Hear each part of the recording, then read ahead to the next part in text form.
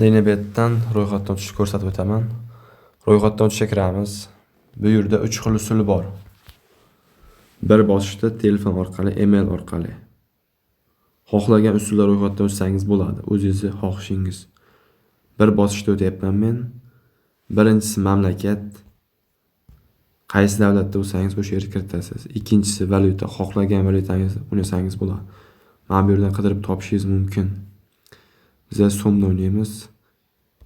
Bonus olish uchun bu yerga promo kod kiritamiz, katta harflar bilan DB23. Keyin bu yerda bonusni sport uchun bonus olsak bo'ladi, Casino Games o'yinlari uchun bonus olsak bo'ladi. Ikkalasidan birini tanlaymiz. Yoki masalan Casino Games yoki sport. Uchinchisi bonusni rad etish.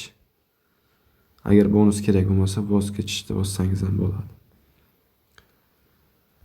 Asosan sport tanlayman ko'pincha men.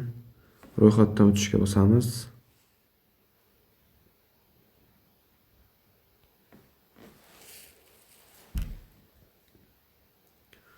Bu yerdan kapchadan o'tishimiz kerak.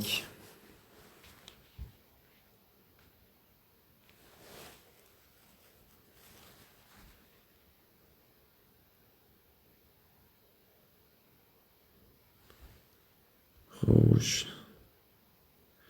Zinapaya debdi. Bu yerda zinapayalar tanlab, mana bu yerda keyingisini bosamiz. Xato. Bu yerda tasdiqlash degan narsa chiqish kerak. O'shanda to'g'ri chiqadi, belgilanadi. Xuddi shunday belgilaysizlar. Agar mana tasdiqlash chiqdi, xato dedi. Mana shunaqa promo kod chiqadi, kapcha chiqadi. Shu kapcha ko'pincha to'g'ri belgilaydi.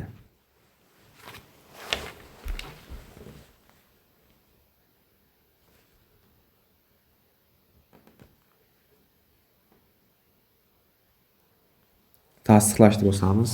Xo'sh, kapchadan o'tib oldik.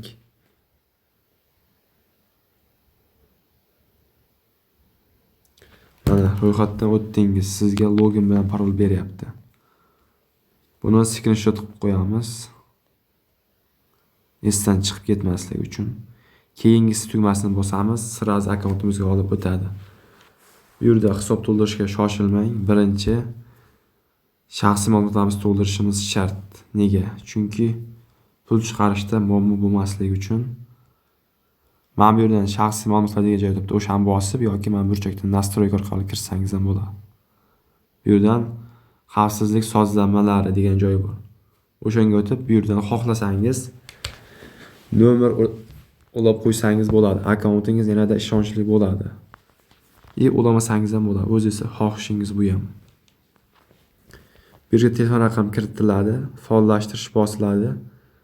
Nomeringizga SMS keladi. O'sha SMS tasdiqlasangiz telefon raqam ulanadi. Buni ulab bo'lgandan keyin bu yerda parolni o'zgartirish kerak emas. Yashirin savol. Bu ham shart emas. 2 hafta razlashsa bu ham kerak siz narsa. Mana bu eng kerakli narsa mana shaxsiy ma'lumotlar. Pastdagi email ham shart emas. Birinchisiga familiya,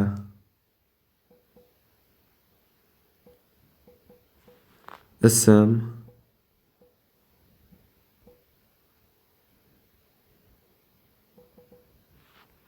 otasini ismi deyapti bu yerga.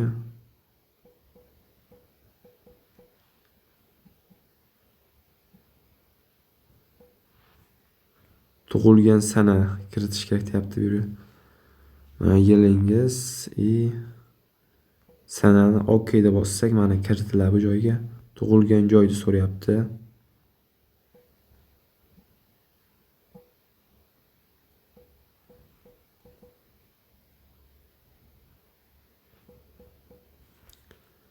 Xo'sh, viloyat so'rayapti. Shahar. Yashash manzil deyapti.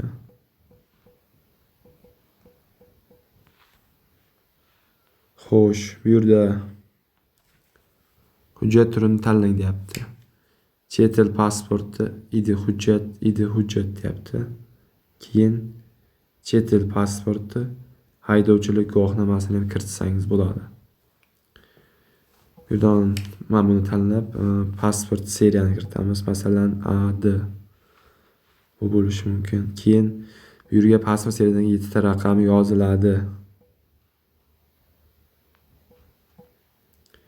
Keyin bu yerga pasport qachon berilgan, pasportda o'zi yozib qo'yilgan, o'shani topib kiritamiz. OK deb bo'lsa kiritiladi.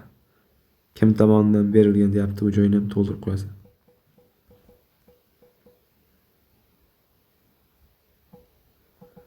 Oxiriga EEB deysizlardani saqlash tugmasini bosamiz. Ma'lumotlarimiz muvaffaqiyatli o'zgartirildi deyapti. OK deb bossak, mana bu galochka yondi. Bo'ldi. Endi tengmasangiz ham bo'ladi. Shu yerdan chiqamiz. Yana nazarni bosamiz. Mana bu yerda ism, familiya chiqdi. Mana bu tomonda ko'rsagan bo'laman. Bu yerda email ham bor. Xohlasangiz email ham olib qo'yishingiz mumkin. Men oldin akkaunt ochganligim sababli telefon raqam ulamayman. Sizlar ulab qo'yishni maslahat beraman. Telefon nomer ulasangiz bonus beradi. Agar nomer ulamasangiz bonus bermaydi. O'shani ham e'tiborga olingizlar. Men endi hisob to'ldirishga o'taman.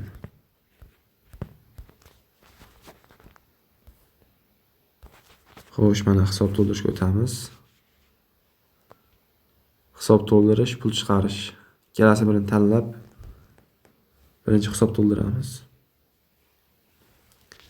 Humo Uzkart. Mana bu yerda mana bank kartalari deb qo'ygan. Mana bu yerda 6 ta xohlagan anons orqali to'ldirsangiz bo'ladi. Men Humoni tanlayman. Bu yerga summani kiritaman. Masalan 50 ming so'm. Tasdiqlash.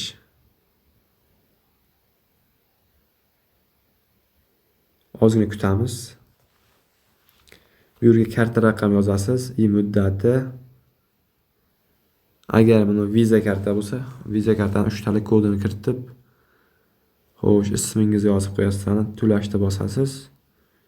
Keyin kartangizga kod keladi. O'sha kodni kiritsangiz hisobingizga pul tushadi, 50 ming so'm. Masalan 98. Mana ko'p to'lasa, mana bu 3 talik narsa yo'qoldi. Mana Humo karta kiritdim chunki. O'z avtomatiki Humo Visa karta deb aytadi bu. Xo'sh, men kiritib to'lashni bosaman. Xo'sh, mana to'lashni bosdim. Xo'sh. Mana kartaga ulangan nomerga kod keldi. Necha pul summa yozgan bo'lsangiz, o'shancha summa yechadi. Faqat 50 ming so'm. Masalan, 1 million yozsangiz, kartangizda 1 million so'm bo'lsa, o'sha pulni yechish mumkin. Undan ziyod piyot yechmaydi o'zi.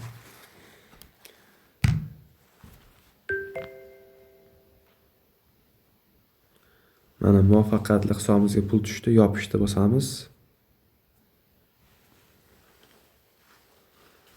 Xo'sh. Mana bu yerda nazarni bosamiz burchakda mana. Balansimizga 50 ming so'm pul tushgan.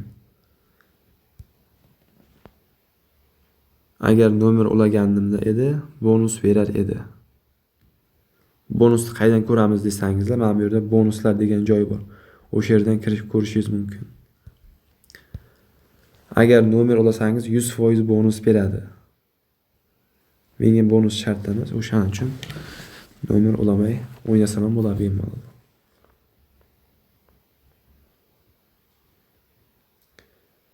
Bu yerda hozir gamis o'yinlarni ozroq ko'tarib, 2x qilib, masalan 100 ming so'm qilib pul chiqarib ko'rsataman.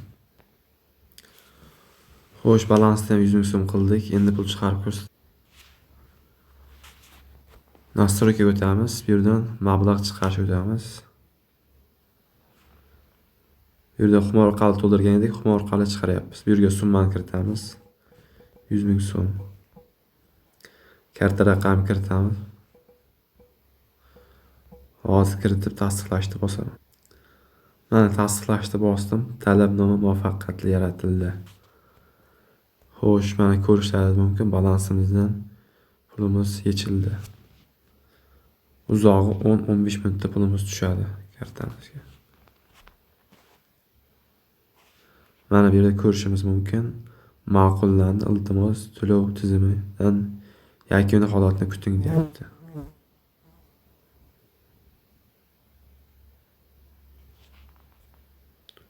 Shu bilan video blogimiz tugadi.